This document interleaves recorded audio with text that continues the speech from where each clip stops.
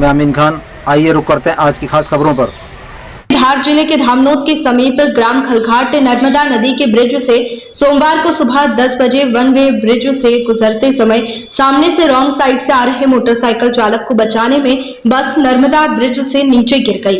हम बता रहे हैं कि इस घटना में 12 लोगों की मौत हुई है, जिसमें दोपहर 3 बजे तक 11 लोगों की शिनाख्त हो चुकी थी। वहीं एक शव अज्ञात है। बस के नर्मदा नदी में गिरने की खबर फैलते ही पूरे धार जिले का प्रशासन, महकमा एवं इंदौर आईजी, डीआईजी भी घटना स्थल पर पहुंचे।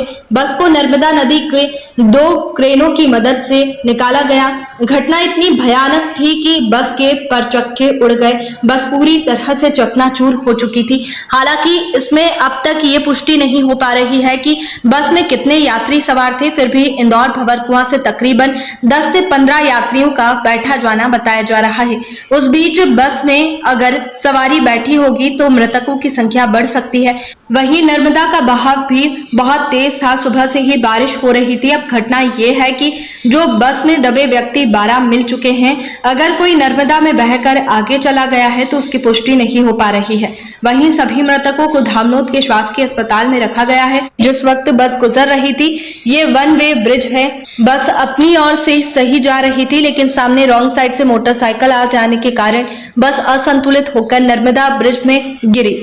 इस ब्रिज से हमेशा सामने की ओर रॉन्ग साइड से मोटरसाइकिल वाहन आते रहते हैं। छोटी मोटी दुर्घटना कई बार हो चुकी है, लेकिन इस बार बस का गिरना पहली बार बहुत बड़ी घटना है। हाँ, बस इधर से आ रही थी, इंदौर से महाराष्ट्र जा रही थी। बस यहाँ से फिसली और बस ड्राइवर के साइड से सीधी की सीधी वो जो बना है सीमेंट का चौथा उस पर ठुकाई और पानी में गिरी। पानी में से बुलबुले निकले और उसके बाद 10 मिनट बाद पूरा खून ही खून हो गया था पूरी बस के यहाँ। और कोई के कुछ आवाज़ बस में से कोई भी नहीं मिल पाया, बाहर कोई भी नहीं निकल पाया उस वक्त। सब काम आपने देखा है अपने? हाँ, क्या नाम है?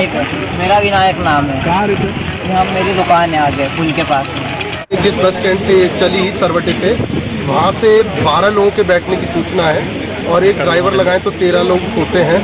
13 लाशें तो रिकवर हो चुकी हैं, डेड बॉडीज। संभावना है अगर कंडक्टर रहा हो तो एक और हो सकता है, या रास्ते में कोई सवारी उतरी हो। तो अभी हम रेस्क्यू ऑपरेशन चलते रहेंगे। आइडेंटिफिकेशन के लिए जो लोकल लोग हैं और जो भी तरीके हो सकते हैं, आई कार्ड वगैरह ढूंढना या आधार कार्ड किसी के पॉकेट में हो। धामनोद में हमारे जो कम्युनिटी हेल्थ सेंटर है, वहाँ पे उनका आइडेंटिफिकेशन का काम चल रहा है। सर, तकरीबन कितने लोग हो सकते हैं पूरी बस में? मैंने कहा ना कि 12 लोग सरवटे बस स्टैंड से चढ़े थे और एक ड्राइवर होगा, तो 13 तो इंदौर से चले हैं। रास्ते में कोई बैठ भी सकता है, उतर भी सकता है, इसलिए निश्चित तौर पे नहीं कह सकते कि कितने लोग।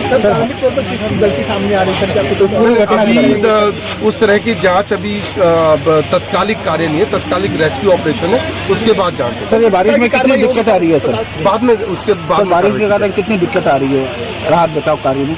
नहीं, हमारी टीमें तत्काल स्थल पर पहुंच गई और दोनों कलेक्टर्स भी तत्काल स्थल पर आ गए। पुलिस की दोनों टीमें भी आ गई। बड़वानी जिले से भी सारे लोग आ गए। बारिश में खराब मौसम के बावजूद भी यथाशीघ्र संभव रेस्क्यू ऑपरेशंस किए गए हैं। बस भी बाहर निकाल ली गई है, इसलिए प्रशासन ने बहुत त्वरित कार्यवाही की है। आर्थिक राशि की कोई घोषणा करेंगे सर? वो अभी तत्कालिक विषय नहीं है, वो हो जाएगा। जो नदी से लोग भाग रहे थे उनको बचा हुआ माना था, पर जो अभी जानकारी आई है कि उस बस में 13-14 लोग ही सवार थे और वो सभी मृत हुए।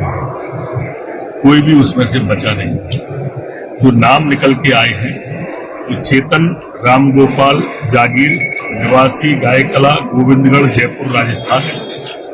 जगन्नाथ हेमराज जोशी, मल्हारगढ़, उदयपुर, राजस्थान। प्रकाश श्रवण चौधरी, 48 साल, अजमेर, जलगांव, महाराष्ट्र। अल्लेर या अमलेर है कोई जगह, निवासी शिवाजी आनंदा पाटिल, अमलनेर, जलगांव। कमल वर्मा निवाजी पाटिल, 55 साल, पिलौदा, अमलनेर, जलगांव। इस तरह के नाम जो अभी तक शनाख्त होती जा रही है, वो आएंगे जैसे जैसे आते जाएंगे हम आपको बता देंगे। अभी तक शनाख्त में नहीं आया। और भी सब लोग अभी उसमें संख्या जितनी थी उतनी ही मृत हुए। तो क्या कारण सामने आता है? मुआवजे का कोई ऐलान किया? ऐसा प्राथमिक तौर पर जो अभी आया है वो ये आया है कि एक मोटरसाइकिल को बचाने के लिए गाड़ी बहकी और बह के फिर नदी में चली। आज सवेरे महाराष्ट्र राज्य परिवहन निगम की एक बस जो 7:30 बजे इंदौर से चली थी, नर्मदा जी के खलघाट पुल पर अनियंत्रित होकर रेलिंग तोड़ती हुई नर्मदा जी में गिर गई थी। जैसे ही सूचना मिली, तत्काल प्रशासन सक्रिय हुआ। कलेक्टर, एसपी, एसडीआरएफ, एनडीआरएफ की टीमें बचाव के लिए तत्काल रवाना की और दुर्घटना के आधा घंटे के अंदर ही कलेक्टर, एसपी दुर्घटना स्थल पर पहुंच गए थे। बस तो निकाल ली, लेकिन कहते हुए मन पीड़ा से भरा हुआ है कि हम बस में सवार लोगों को बचा नहीं सके।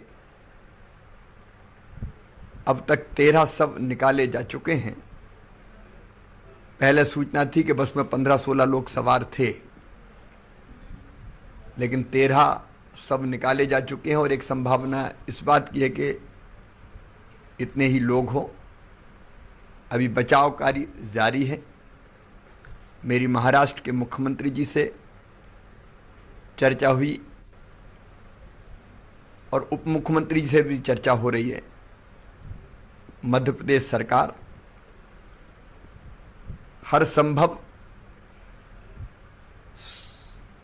व्यवस्थाएं करने की कोशिश कर रही है।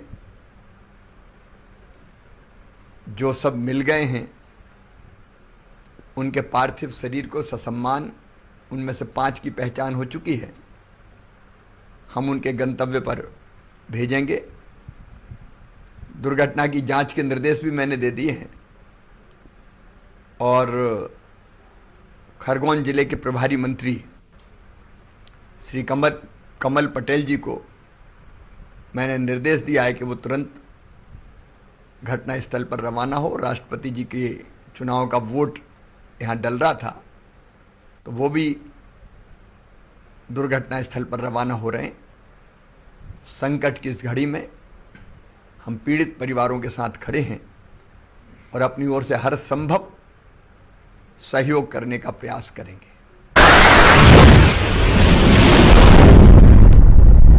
हमारे चैनल पर बने रहने के लिए धन्यवाद। अब समय है छोटे से ब्रेक का, मिलते हैं ब्रेक के बाद।